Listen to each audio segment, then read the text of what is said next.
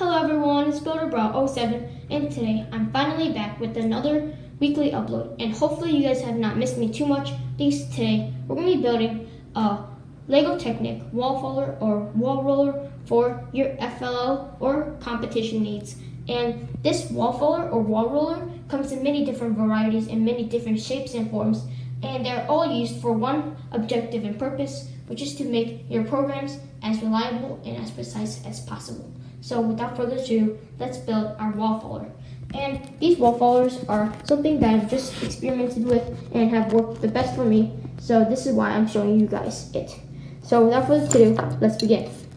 So something you may want to use is grab a frame like this. You can also grab different frames like this if you want. So you can use either one. Let's use this one for right now. And the first basic one that you'll want to build is this one. So place two black pins into these two circles like so, and these are with friction, and then you take a T-beam and place them on top, and that is like so.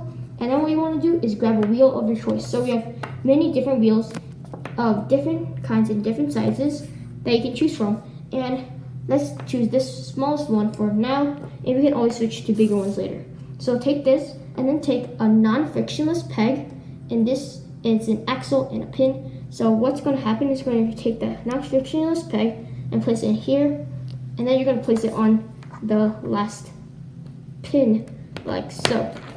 So now it spins really easily, and this helps your wall roll. So let's go here, and as see, it's a wall roller. This can be elevated if you want, like so. And you can attach this to your attachments to make your programs more precise and make your robot follow the wall. And there are different kinds of wall following too, and different techniques that you can use. And this is just the way that works best for me and the most simple way for beginners. And now let's learn some different tactics. So you can take this out if you want to build a new one, and then you want to take two more black friction pins and place them on the end like so. And then you want to grab two L beams. It doesn't really matter the size, but you can place it like this and like this so that it's facing each other but also facing out. And then let's ramp it up one more step to a different type of wheel like this. So what you want to do is you want to grab the wheel and then the non-frictionless peg. This one is just a regular pin, and then so it can spin like so. And then you want to place this on the edge of the L beam so it spins really nicely. And we want to do the same for the other one. And if they have different circles, like this one's a full pin, this one has to be half axle, half pin, you can use different non-frictionless pegs for that. And let's do the same with the other side so it can spin really nicely. And now, as you guys can see, we have a double wall roller with the tire part and the wheel part. And this can be elevated as well, and this can be used to get more grip. And you can use them in many different ways in different sizes to fit your needs in competition and in FLL. And the last one is a big one. So just take the wheel out. You can leave this one in and take the biggest one out of all, and you can place it on top like that, or you can place it even the other way. And there are way bigger ones out there, but this is the biggest one we'll use today. And then you want to take that whole entire thing out because this one's a full pin. And then you want to take a non-frictionless peg and then place it in like we had before. And then you can do the same, and now you can wall follow again. So they all have the same concept, but some have different designs than the others, and you can also use it with different frames like I told you before. So let's use it with this frame. So let's easily transfer this to the other side, and we're going to keep the same mechanics. This one's just a little bit extended so it can help you with your attachments, which you will eventually need to use. So you take that out and put it back in. So it's the same thing on the other side. And some people even like to clamp it up. So what I mean by that is you do something like this.